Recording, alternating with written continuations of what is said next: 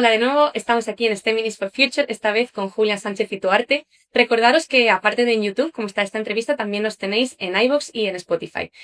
Julia Sánchez es odontóloga y también es profesora de la Universidad Europea de Madrid. En su tesis doctoral se centró en la salud bucodental y cómo esto afecta o no a las desigualdades en la Cañada Real de Madrid. Combina actualmente su trabajo en una clínica dental en Madrid con proyectos de cooperación en Camerún y proyectos de educación bucodental en la Cañada Galiana y el Gallinero. Y debido a esta labor solidaria, recibió el Premio Solidaridad y Derechos Humanos de la Universidad Complutense de Madrid en 2014. Bueno, Julia, muchísimas gracias por estar aquí con nosotras hoy. Gracias a vosotras. Yo creo que la primera pregunta es ¿cómo llegaste a la odontología? Pues bueno, mi padre es estomatólogo, él estudió medicina y luego estudió estomatología. Mi madre es su auxiliar, han trabajado juntos desde que yo nací. De hecho, yo nací en la Complutense en estomatología. Y la verdad es que nunca me había interesado mucho, me parecía algo que sí, mis padres hacían, pero como que tampoco me motivaba demasiado. Sí que había pensado medicina, las ciencias siempre se me habían dado mejor, entonces matemáticas, arquitectura, bueno. Y era, de hecho, estaba haciendo bachiller técnico. Y mi madre se puso enferma unos días, la tuvieron que ingresar y no pudimos de esto cambiar a todos los pacientes porque alguna cosa había que hacer y me dijo mi padre, vente, me ayudas, yo te coloco todo y estás ahí ayudándome y tal. Y fui y ya no la parte de la boca, que se aprende y se hace, pero me gustó tanto el trato con los pacientes, esa cercanía, porque la clínica en la que trabajamos es una clínica familiar de pueblo de toda la vida, y esa cercanía que tenía él con los pacientes de muchos años de seguimiento, es algo que la medicina no siempre te da, porque puede ser que te muevas más si eres de primaria o que si eres especialista, pues veas al paciente en el peor momento de su vida y punto. Y aquí pues me gustó y entonces se lo planteé a mis padres. Como estaba haciendo el bachillerato técnico, no podía entrar en la Complutense. Entonces buscamos opciones. Yo tenía un compañero que estudiaba aquí educación física, Inés, y me dijo, oye, pues creo que hay odontología. Y pues aquí acabé. Aquí acabé dando clase también y aquí sigo. Y también combinas, como hemos dicho, tu labor de profesora aquí con la clínica. Claro. ¿Cómo combinaste esto y qué es lo que vino antes de esas cosas? Pues cuando acabé la carrera empecé a trabajar en la consulta con mi madre, porque mi padre es también médico militar y 6 meses estuvo fuera, destinado en Afganistán y luego estuvo en la Antártida. Entonces me abandonó un poco. También me vino bien porque así estaba sola ante el peligro, tenía a mi madre de backup, que era importante, y entonces empecé a trabajar en la consulta. Pero sí es cierto que ese verano, justo cuando empecé a trabajar en junio, en agosto, me fui a Camerún, porque cuando estaba acabando la carrera yo siempre había tenido esta inquietud de hacer cooperación, sí que había hecho proyectos más infantiles o con niños en Europa y España, pero África o Asia siempre me había llamado mucho la atención desde pequeña. Entonces fui a una charla del Colegio de Dentistas de Madrid que hablaban de trabajo voluntario de odontólogo, ya que iba a ser dentista, pues igual podía ayudar un poco más en eso. Y un profesor, bueno, una persona de una charla que me gustó muchísimo porque no era ir a sacar dientes, que vale, pero era ir a educar, era un proyecto englobado dentro de un proyecto de desarrollo, no solo odontológico, sanitario, de educación, de infraestructuras, de agricultura, etcétera.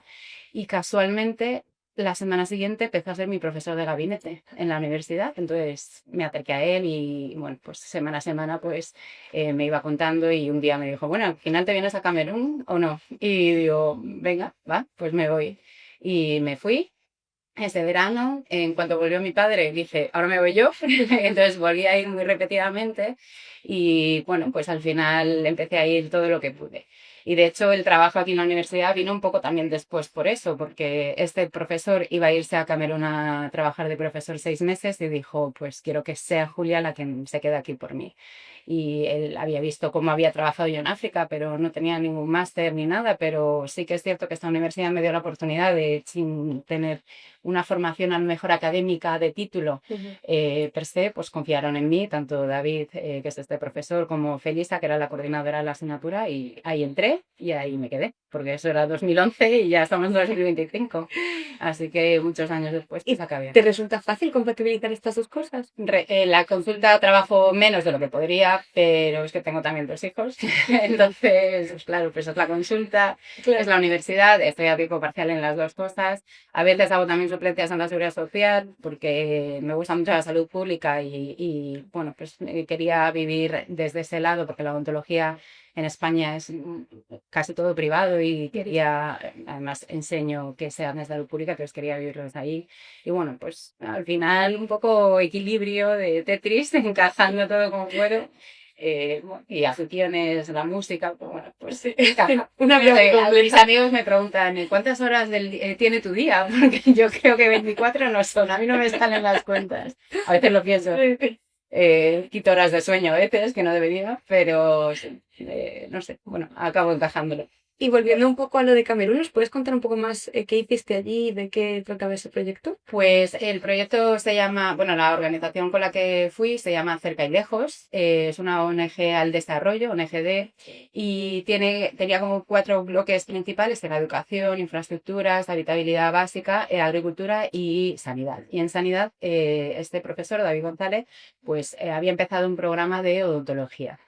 Entonces, aunque nosotros íbamos allí y se estaban empezando a construir ciertas consultas y algo de consulta pasábamos, evidentemente, porque hay mucha urgencia sanitaria, hay mucha necesidad, también formábamos. Ese año primero que fui yo, pues se seleccionó a personas que trabajaban, camerunesas, que trabajaban allí de otras cosas y se les ofreció una formación en odontología muy básica de higienistas para que fueran a los colegios a dar pastas y cepillos de dientes a los niños, educar a los profesores en los hábitos básicos sanitarios de lavado de manos, cepillado de dientes.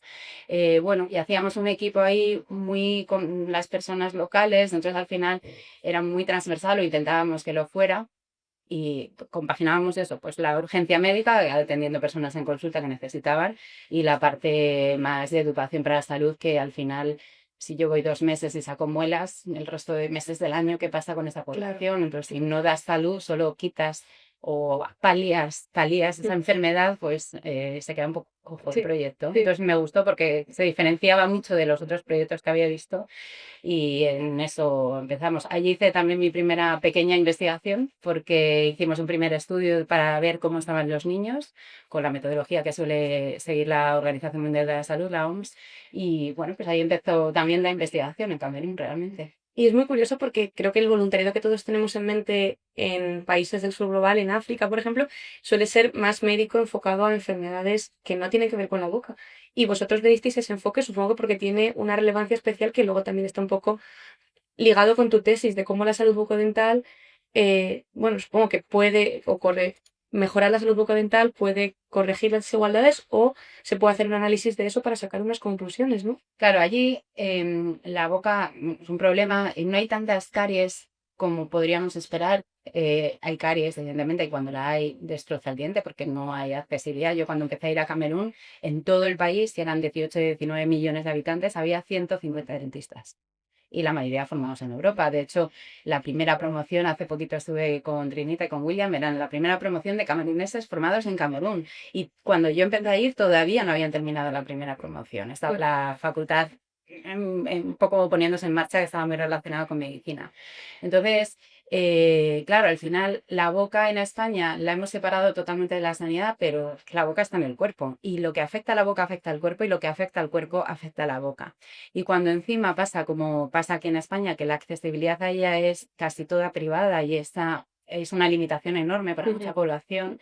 Las desigualdades en España en salud general no son tan grandes, aunque el nivel socioeconómico sea distinto, puede haberlas, evidentemente, pero a nivel bucodental son increíbles. O sea, una persona con bajo nivel socioeconómico, con poca accesibilidad económica, tiene una boca muchísimo peor que una persona que tiene dinero.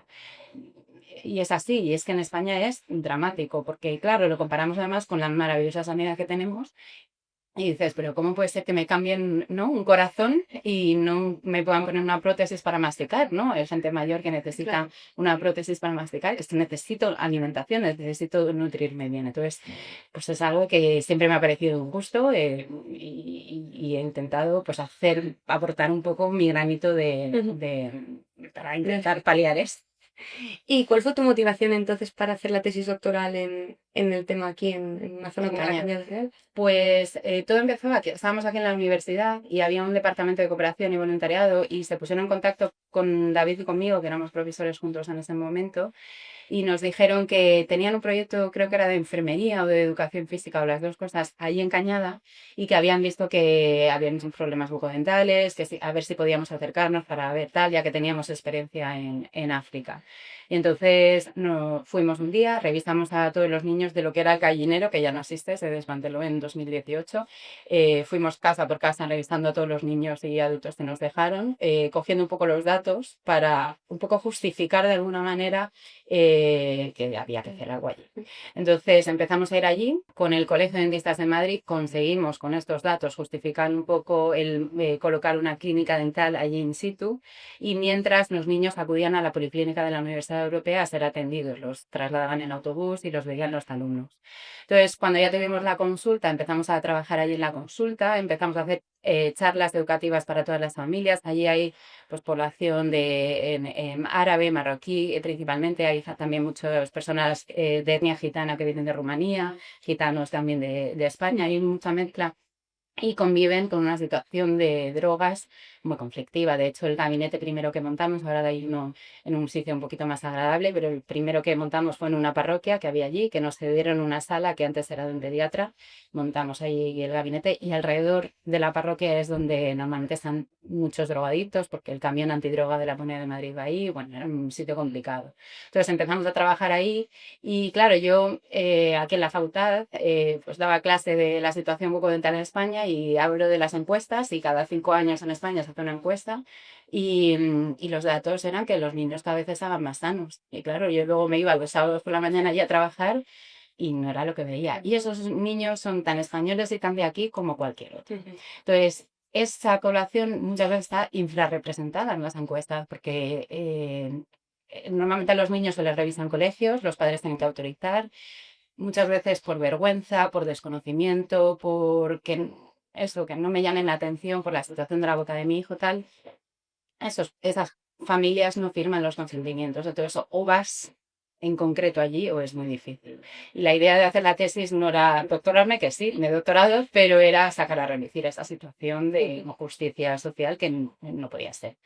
Entonces, cuando hemos estado trabajando, hemos estado haciendo la tesis, la leí el año pasado, en estos años pues se ha puesto en marcha ciertas cosas. La Comunidad de Madrid ha contratado 2 equipos extra, higienista, dentista, para atender a esa población, se les ha llevado en autobús a las consultas, se hacen charlas educativas allí, en los colegios hemos montado un programa escolar que con el COVID se frena un poco, pero van profesionales sanitarios de la Comunidad de Madrid y del Ayuntamiento de Madrid y de Villaverde pues a verles, a revisarles, a darles charlas, a ponerles clúor incluso en el colegio, o sea que como soy muy pesada y llamo muchas puertas, pues al final se van haciendo cosas, se van moviendo recursos y bueno, algo se ha hecho, ¿ha mejorado del todo? Pues no, evidentemente, porque la situación social que tienen rompe con todo, pero bueno, sí que ves cierta mejoría. De hecho, ahora queremos hacer otro estudio para ver si realmente todo este dinero invertido y tiempo invertido tiene sentido o hay que redirigirlo de alguna otra manera.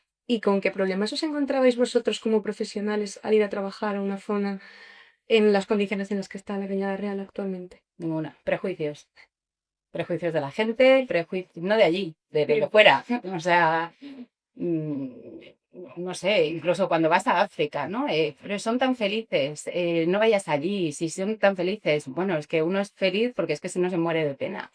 Pero cuando estás allí, yo recuerdo a mi compañera Alicia, con la que me dieron el premio de la Complutense, que hemos estado en Cámara muchos años, recuerdo ella diciendo, es que estoy haciendo entrevistas a mujeres y cada vez que pregunto cuántos hijos tienes, me contestan vivos o muertos. Y entonces, claro, esto en España no me pasa. Entonces, sí, son muy felices porque es que si no, te mueres de pena, es que es así, pero hay muchas cosas que mejorar. Nadie quiere perder a un hijo, nadie se acostumbra a perder a un hijo y todos tenemos mejores opciones para nuestros hijos. ¿Por qué viene la gente patera jugándose la vida? Pues porque quieres algo mejor. Allí las circunstancias son muy complicadas y en Cañada pues pasa lo mismo, las circunstancias son muy complicadas, esos niños, las familias, pero los niños no han elegido estar ahí, nacer ahí y tienen una mochila tan pesada que limita hasta dónde pueden llegar. Y muchas veces pues ese prejuicio es que no quieren trabajar, o es que no estudian, o es que tal. Bueno, es que ellos no parten del mismo punto de partida que partes tú. Y eso, si no lo ves, no lo entiendes. Entonces, la equidad, ¿no? Y siempre intentamos la igualdad, lo mismo para todos. Es que a veces no es suficiente. La equidad, el dar más a los que necesitan más y menos a los que necesitan menos es fundamental y no siempre es una realidad. Ujú. ¿Y cuál crees tú o te gustaría que fueran los siguientes pasos, sobre todo en el proyecto, lo que se está haciendo en La Cañada? Pues me gustaría que la administración pública se encargara de ello. O sea, yo de hecho cuando empezamos el programa escolar, yo estaba así, embarazadísima, que fui a dar una charla al grupo de mapas de la vulnerabilidad en salud que hay en la Comunidad de Madrid y hablé de las condiciones bucodentales que había allí. Allí había gente muy plural, de, pues desde medio ambiente hasta sanitarios, hasta profesores, hasta... Y claro, las fotos y las imágenes que llevé pues eran bastante llamativas. Y me propusieron poner en marcha un programa con Consejería de Sanidad, Comunidad de Madrid, de Salud Pública también de la Comunidad de Madrid, del Ayuntamiento de Vallecas. Bueno, teníamos ahí un grupo de gente, el centro bucodental que hay en Villaverde, y que yo estuviera al frente. Y dije, no. Yo soy voluntaria, voy a estar en todas las reuniones que queráis. De hecho, fui a la mayoría con mi hijo en el pecho, dando el pecho en las reuniones. Menos mal que bueno, pues yo creo que hemos avanzado en eso. Sí. Pero aquí hay mucha gente contratada para dar salud y hacer educación para la salud que puede hacer esto. Entonces yo os ayudo con todo esto y lo que queráis, pero no. Entonces, porque yo no sé lo que me iba a pasar, no sé cómo iba a salir mi bebé, no sabía cómo iba a ser mi vida y hay mucha gente ahí. Y la verdad es que formamos un equipo. Yo creo que cuando trabajas a bajo nivel, aunque haya tanta disparidad de instituciones, trabajamos, nos coordinamos muy bien con un proyecto muy bonito que sigue en marcha, ya rueda más o menos solo. Y la verdad es que fue muy gratificante ver cómo cuando hay interés en que las cosas mejoren y yo creo que la gente que se dedica a salud pública tiene mucho interés en que la población esté más sana, en llegar a estas personas que muchas veces son casi inaccesibles para nosotros y ellos sienten esa inaccesibilidad, ¿no? A los recursos a veces, pues fue bonito, fue muy interesante. Vamos a volver ahora que nos has contado ya sobre tu trabajo un poco a tú como Julia y como mujer un poco en este mundo. Odontología será uno de los campos donde a lo mejor sí que hay más mujeres, Ujú. bueno, más mujeres o está más Cada vez más, equiparada, sí. sí, o más Sí, equiparada. hay más mujeres, sí.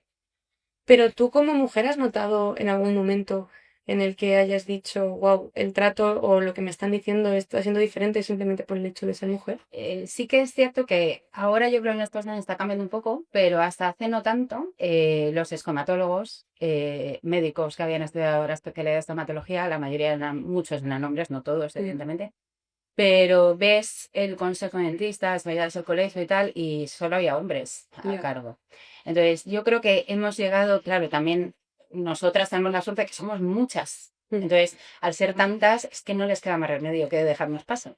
Pero sí que es cierto que ves ciertas instituciones o ciertas agrupaciones, asociaciones dentistas y la creme de la creme siguen siendo Sí. principalmente masculinos. Entonces, sí que sientes que tienes que luchar casi el doble o el triple a veces para llegar ahí. eh, pero sí que es cierto que siempre hay algún hombre que también te abre la puerta. Entonces, bueno, pues hay de todo en todas partes y sí que en odontología, en sanidad en general, cada vez somos más mujeres y yo creo que ese cambio va a estar. Pero bueno, sigue habiendo mucha representación masculina comparado al porcentaje de mujeres que nos dedicamos a la odontología. Y tú nos has contado anteriormente que eres madre. ¿Sientes que esto de alguna forma ha frenado o ha impactado negativamente en tu carrera profesional? Pues soy madre de 2 hijos. Tuve el primero cuando empecé este proyecto allí en Cañada, pero luego tuve otra niña a los 3 años. Y he de decir que en la facultad no noté, o sea, tú te sientes, ¿no?, imprescindible y cuando dices, madre mía, cuando no esté, quien todo sigue. Yo creo que es también un momento de humildad, ¿no? Una verdad de humildad. Eh, Y creo que me he vuelto más multitasking. Sí que es cierto que sé que sacrifico tiempo de mis hijos. Mi hija a veces me dice, mamá, pero si ya has estudiado tanto para la tesis y ya eres doctora, ¿por qué ahora sigues estudiando? Porque al final siempre sigues estudiando. Y yo pienso, lo leí el otro día, se necesitan más mujeres que sigan sus sueños. Hay niños mirando. Y es que ella a lo mejor ahora no lo entiende, pero lo hago por ellos. Por él, porque tengo un hijo chico, de FAE, de 10 años, y por ella, que tiene 7, está en Manala, porque cuando tuve a mi hija fue distinto que a tener a mi hijo. De hecho, tuve el pensamiento de, hija mía, lo que te queda por delante. Y lo pensé así, o sea, no sé si era el momento hormonal, pero mi realidad fue que para mí tener una hija ha sido distinto, porque el camino que tiene por delante va a ser más duro solo por ser mujer. Y encima mis hijos, aparte de ser, mis hijos son mestizos. Pues mi marido es africano, él es de Senegal, de Ndiaye, y mujer y negra, ya, de hecho, proyectos como este están muy bien y me parecía maravilloso y yo pensaba, es que mi hija no ve esa representación de mujeres y encima ya mujeres negras llegarán, pero... Y a nosotras personalmente nos está costando un montón encontrar mujeres racializadas que se dediquen a ciencia y que hablen obviamente también español en España. Sí. Porque, Sí. y somos varios dentro de este proyecto y nos está costando muchísimo. O mujeres de etnia gitana también. También. Es complicado, sí, es complicado. Y claro, yo creo que si no te ves representada, no crees que puedas llegar allí. Claro. Es que ni lo intentas. Claro, sí. Y siempre puede haber alguien que te diga que no puedes llegar. O sea, eso existe. Sí, sí. Ese freno, ese techo que nos ponen. Entonces, yo cuando me convertí en madre, pensé, evidentemente frenas un poco, pero iba a las reuniones con un niño en el pecho. O sea que he intentado seguir. He seguido todo lo que he podido y sé que les quito tiempo y ese sentimiento de culpa que hablamos tanto las mujeres, yo he intentado no tenerlo porque no me siento mal por quitarles tiempo. ¿Me gustaría estar más? Sí, claro, pero sé por qué lo hago. Claro. Sé por qué lo hago. ¿Y ha habido algún momento en el que de verdad pensaras, esto no es para mí, no puedo seguir o hasta aquí hemos llegado? Todavía no. Soy un poco cabezuda, entonces todavía me queda tiempo. No, todavía no. Sí que eso, hay veces que gente no te acompaña, ¿no? En el camino, pero sí, siempre hay algún loco que viene, pues todavía no. Quiero volver un segundo, que me he acordado a tu trabajo en la Cañada Real. ¿Recordarías uno de tus mejores momentos allí o un momento que te haya marcado especialmente?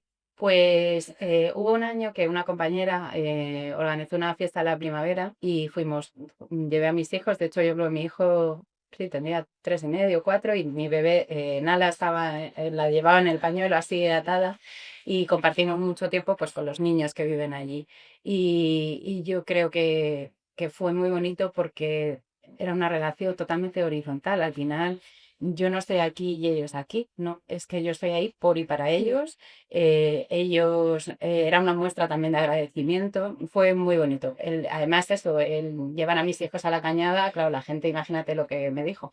Pero bueno, también lo han pensado cuando han ido a África, ¿cómo te llevas a tus hijos a África o las enfermedades? Tal? Bueno, pues que es parte de mi vida, es quien soy y es donde estoy mucho tiempo de mi vida. Ahora ya a Cañada presencialmente voy menos.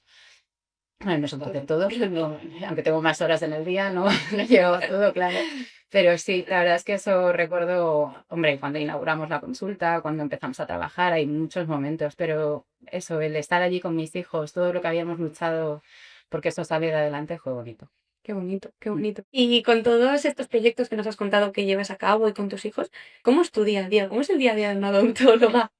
Bueno, cada mañana voy a un sitio distinto, porque claro, hay días que me toca venir aquí a la facultad, hay días que me toca ir a la consulta, también trabajo tardes, hay algunas tardes, claro, que casi no veo a mis hijos porque llego a las 9 o 9:30 de la noche. Escribir, investigar y doctorado, pues algún día decía, las 5 de la mañana, igual me meto en la cama, y luego me metía en la cama y decía, la página 27 tengo que mirar, o sea, ¿para qué me he metido en la cama? Pues no paro, soy bastante pero inquieto. Llega un momento, ya un día que digo, necesito descansar, pero intento aprovechar al máximo las horas, no pare, sí.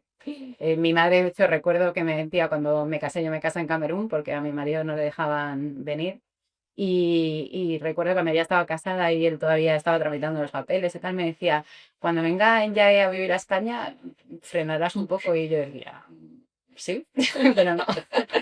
Pobre, lo tengo abandonado y lo sé, pero es que, no sé, tengo esa inquietud, tengo esas ganas de hacer cosas y de momento Claro. siguen vivas. ¿Cuáles son tus siguientes pasos ya fuera de lo que es la cañada? ¿Cuáles son tus siguientes proyectos o qué es lo que te gustaría hacer? Pues a raíz de la tesis, bueno, y por las reuniones y tal, conocí a una persona que trabaja, Damián Gallegos y, bueno, y Raquel, que trabajan en un grupo de salud pública que se llama Colectivos Vulnerables. Y con ellos estamos intentando, pues eso, hacer un estudio ahora otra vez en Cañada, viendo cómo la salud bucodental afecta a la calidad de vida de esos niños. Porque al final, o sea, la boca, yo porque soy dentista, pero no por arreglar dientes y ver cuántos tienen con caries y cuántos les faltan.